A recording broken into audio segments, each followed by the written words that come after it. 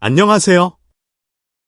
스타의 시간과 역사를 입체적으로 분석하는 채널, 트로트의 세계입니다. 우리는 흔히 스타의 가장 빛나는 전성기를 기준으로 그들의 위대함을 평가하곤 합니다. 하지만 만약 같은 나이라는 시간에 자를 대어본다면 어떨까요? 여기 조금은 도발적인 질문을 던져보고자 합니다.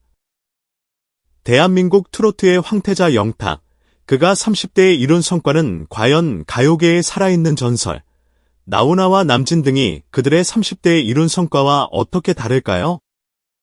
어쩌면 영탁은 레전드들은 그들의 시대에 결코 이룰 수 없었던 완전히 새로운 종류의 성취를 이뤄낸 것일지도 모릅니다. 오늘 우리는 30대라는 키워드를 통해 영탁과 레전드의 시간을 교차 분석하며 그 흥미로운 비밀을 파헤쳐 보겠습니다. 먼저 두 세대의 30대를 비교해 볼 필요가 있습니다.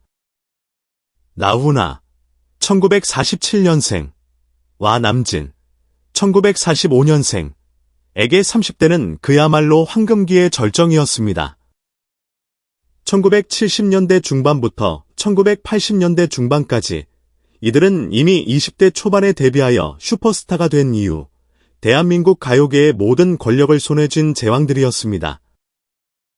내놓는 앨범마다 수십만 장씩 팔려나갔고 당대 최고의 영화의 주연으로 출연했으며 국립극장과 시내 중심의 카바레 무대를 동시에 호령했습니다.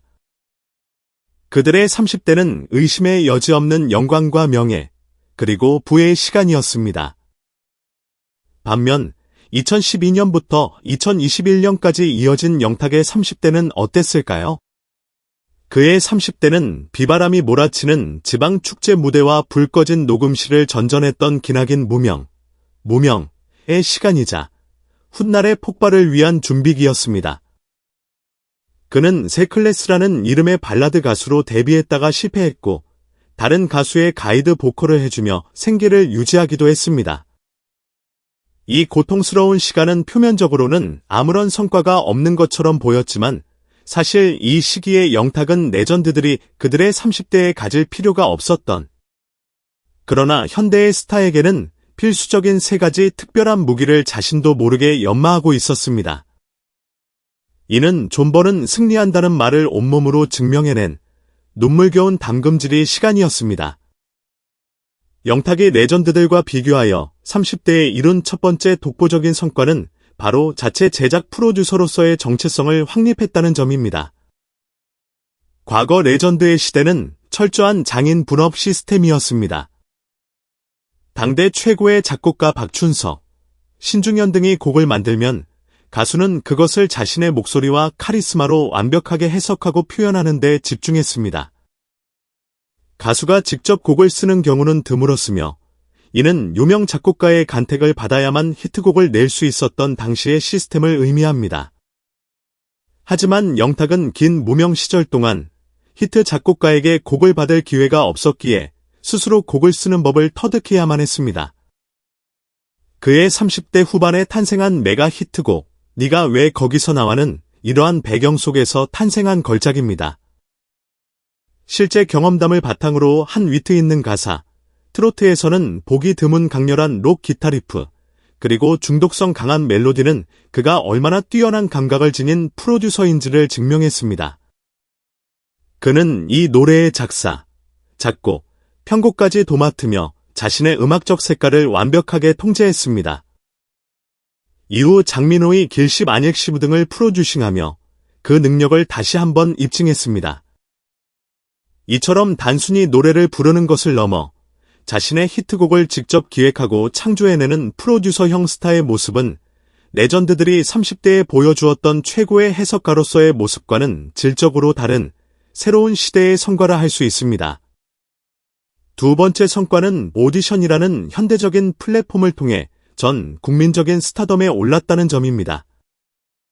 30대의 나훈아나 남진이 오디션 프로그램에 참가자로 나서는 모습은 상상조차 할 수 없습니다. 그들은 이미 심사위원석에 앉아야 할 위치에 있었기 때문입니다.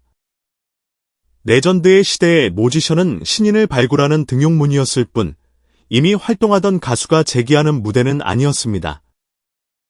그러나 영탁은 37세의 나이에 TV조선 미스터트롯에 참가하여 자신의 15년 무명 시절 동안 갈고 닦은 모든 것을 쏟아부었습니다. 그는 막걸리 한 잔 무대에서 구수한 감성을 보여주다가도 클라이맥스에서 크으하는 추임새와 함께 허공을 향해 발차기를 하는 퍼포먼스로 전 국민에게 강렬한 인상을 남겼습니다. 당시 마스터였던 조영수 작곡가는 자신이 뭘 잘하는지 정확히 알고 무대를 설계하는 영리한 가수라고 극찬했습니다. 최고 시청률 35.7%라는 경이로운 기록을 세운 미스터트롯에서 최종 2위를 차지한 그의 스토리는 오랜 시간 좌절했던 한 남자의 빈생 역전 드라마 그 자체였고, 이는 시청자들에게 엄청난 감동과 카타르시스를 선사했습니다. 이처럼 오디션이라는 새로운 시대의 전쟁터에서 늦깎이 나이에 자신의 실력과 서사만으로 전국적인 영웅으로 떠오른 이 드라마틱한 성취는 30대에 이미 최정상의 자리를 지키고 있던 레전드들은 결코 경험할 수 없었던 영탁만이 이뤄낸 값진 성과입니다. 마지막 성과는 바로 팬들과 직접 소통하며 자신만의 디지털 왕국을 건설했다는 점입니다.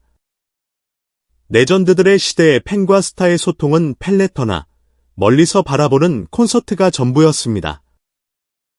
스타는 신비로운 존재였고 그들과의 거리감은 곡건이의 상징이었습니다. 하지만 영탁은 자신의 힘든 30대 시절부터 SNS와 개인 방송을 통해 소수의 팬들과 끈끈한 유대감을 쌓아왔습니다.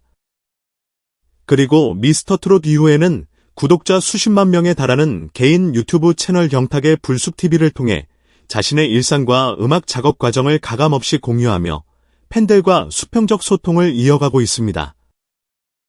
녹음실에서의 고뇌, 집에서 요리하는 소탈한 모습, 팬들의 선물을 언박싱하는 모습 등을 보여주며 팬들로 하여금 영탁을 멀리 있는 스타가 아닌 함께 웃고 떠들 수 있는 친근한 형으로 느끼게 만들었습니다. 이는 팬들에게 강력한 유대감을 형성하게 했고 그 어떤 마케팅보다 강력한 팬덤 결속의 원동력이 되었습니다. 이처럼 자신만의 미디어 채널을 구축하고 그것을 통해 팬들과 직접 관계를 맺으며 영향력을 키워나가는 방식은 아날로그 시대의 레전드들에게는 기술적으로 불가능했던 오직 디지털 시대의 스타만이 이룰 수 있는 새로운 형태의 권력이자 성과입니다.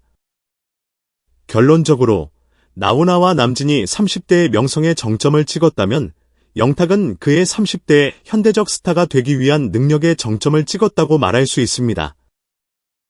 레전드들이 이미 완성된 제왕으로서 세상을 호령할 때 영탁은 훗날 자신만의 제국을 건설하기 위한 세 가지 핵심 무기, 자체 제작 능력, 역전의 서사, 그리고 디지털 소통 능력을 완성했습니다. 따라서 그의 30대는 실패한 시간이 아니라 오히려 새로운 시대의 레전드가 되기 위한 가장 완벽한 준비 기간이었습니다. 이제 모든 무기를 갖춘 그가 앞으로 어떤 모습으로 자신의 시대를 열어갈지, 그가 만들어낼 새로운 성공의 청사진의 귀추가 주목됩니다. 오늘 트로트의 세계가 준비한 이야기는 여기까지입니다. 여러분이 생각하는 영탁의 가장 큰 성과는 무엇인가요? 그의 30대가 지금의 그에게 어떤 의미가 되었다고 생각하시는지 여러분의 의견을 댓글로 자유롭게 남겨주세요. 저희 채널이 마음에 드셨다면 구독과 좋아요도 잊지 마세요. 감사합니다.